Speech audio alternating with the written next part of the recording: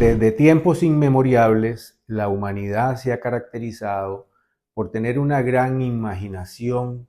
para realizar actos de tortura, de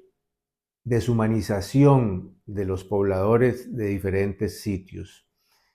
Podemos recordar que a partir de la Segunda Guerra Mundial, en los años 45-46, se instituyen en el mundo, concretamente en Alemania, los tribunales de Nuremberg y en Japón los tribunales de Tokio para sancionar las conductas derivadas de los crímenes de guerra realizados en la coyuntura de esas guerras de la época. Estos tribunales de Nuremberg y Tokio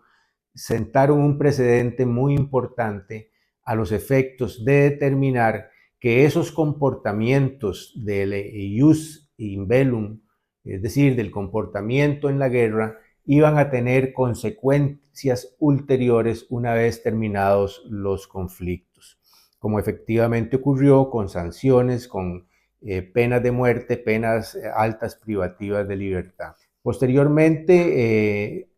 nace a la vida jurídica una serie de codificaciones generadas precisamente en la consecución de estas conductas, entre las que cabe dolorosamente señalar, por ejemplo, el genocidio de la etnia indígena Aché en Paraguay, que fue objeto de una colonización, que eran agricultores que fueron disminuidos en número de miembros, que fueron disminuidos culturalmente y fueron objeto de todo tipo de atrocidades en esa época por la dictadura de Paraguay. No menos importante, por ejemplo, el genocidio ocurrido en Ruanda en los años 90 por las etnias Hutus y Tutsis, que también fueron masacrados a machete y generó cientos de miles de personas muertas a las que se les denominaba cucarachas, y ese genocidio era difundido por una radio que se llamaba la Radio de las Mil Colinas. No menos importante, en esa misma época de los finales de los 90,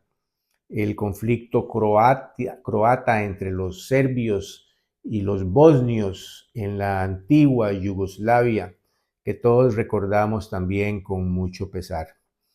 A raíz de todas estas situaciones que vemos, se hace necesaria la codificación de diferentes estatutos, entre ellos tal vez el más importante, el Estatuto de Roma en 1998, que viene a normar a través de sus artículos 6, 7 y siguientes todas las conductas que vienen a encuadrar y adecuarse a los crímenes de guerra. ¿Por qué crímenes de guerra? Porque normalmente este tipo de conductas criminales se producen en el contexto de un conflicto armado. Tanto el genocidio como los delitos de lesa humanidad, la tortura, el exterminio, el desplazamiento, la esterilización forzosa, el traslado de niños, los embarazos forzosos para mantener genéticamente una población con respecto de otra, y muchas otras conductas impensables están claramente tuteladas, reprimidas y sancionadas en el Estatuto de Roma. Es importante señalar que la Corte Penal Internacional, como jurisdicción universal a través de varios principios en los que cabe invocar, por ejemplo, el principio de personalidad pasiva, de personalidad activa, el principio de ubicuidad, que se establece cuando una conducta criminal se inicia en un sitio y termina consumándose en otro. Pero en este momento de lo que nos interesa conversar es del principio de extraterritorialidad. Esa concepción de la jurisdicción universal establece el jurisdictio precisamente de los estados que son parte de este Estatuto de Roma y de otros convenios internacionales a ejercer esa jurisdicción sobre hechos graves que no hubieran ocurrido necesariamente en su territorio. Y aterrizamos a lo que está ocurriendo en Nicaragua y a la resolución que ha ocurrido por un juez en Argentina en relación con el país de Nicaragua, que viene a cerrar un ciclo en este año 2024 de lo que ocurrió, por ejemplo, el 17 de marzo del 2023, cuando un fiscal de la Corte Penal Internacional emite una orden de arresto contra Vladimir Putin y contra Lova Belova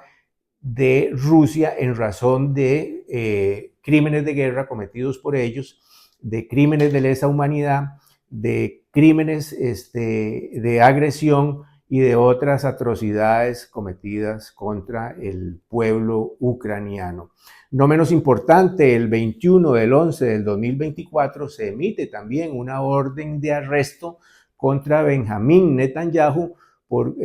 crímenes graves en razón precisamente del conflicto palestino. Y también se emite una orden contra unos líderes de Hamas, crímenes que implican tortura, desplazamiento, violaciones y todo tipo de agresiones a la dignidad y a los derechos humanos. El caso que nos ocupa, que es el más reciente de nuestros vecinos absolutamente totalitarios y dictadores del régimen de Daniel Ortega y Rosario Murillo en su condición de coautores, según reza la resolución, no es menos importante porque si bien estos no se producen dentro del contexto de un conflicto armado, como suele ocurrir en la naturaleza de los crímenes de guerra, pero sí en los de lesa humanidad, que no necesariamente implica la existencia, reitero, de un conflicto armado, se producen conductas de tortura, conductas de desplazamiento forzado, conductas de mutilación de derechos fundamentales de las personas de su propio país. Y es precisamente en razón de esas circunstancias donde el tribunal argentino, tomando en cuenta varios aspectos importantes que ya han sido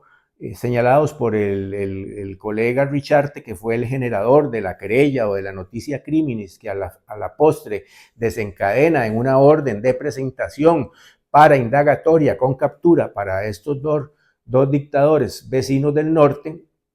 obedece a varios aspectos fundamentales. El primero de ellos es que existe un enorme acervo probatorio que justifica y determina la pertinencia de la emisión de esa orden, como cuáles: entrevistas a testigos, pericias de todo tipo, prueba documental, prueba técnica, prueba material. Entonces, con base en ese gran elenco de prueba, y tomando en cuenta adicionalmente que nos encontramos en presencia de un Estado totalitario que no respeta la división de poderes, que tiene un poder judicial subordinado y totalmente parcializado a sus intereses, en el que no se le puede creer ni generar ningún tipo de contención a estos comportamientos criminales, y también que esa subordinación le permite a un régimen totalitario de esta índole actuar conforme a sus intereses como le dé la gana, que el tribunal ha tenido la necesidad y la urgencia de emitir esa orden de arresto, amén de que tampoco existe en su derecho interno tipificación alguna con respecto de las conductas que ellos vienen cometiendo. Aquí lo que cabe señalar es, tomando en cuenta también la cercanía de este territorio, la cercanía de esta dictadura, el peligro que representa para nosotros como vecinos inmediatos, y también el llamado de atención para cualquier otro gobernante con ínfulas de dictadorzuelo, con ínfulas de irrespetar a sus ciudadanos, con ínfulas de irrespetar la división de poderes, que la jurisdicción universal tiene un brazo largo y tarde o temprano van a sentar en los tribunales penales internacionales, con base en el derecho penal internacional, con base en el Estatuto de Roma, con base en las convenciones internacionales contra la tortura y contra todo este tipo de comportamientos detestables, serán sentados, serán enjuiciados y serán condenados.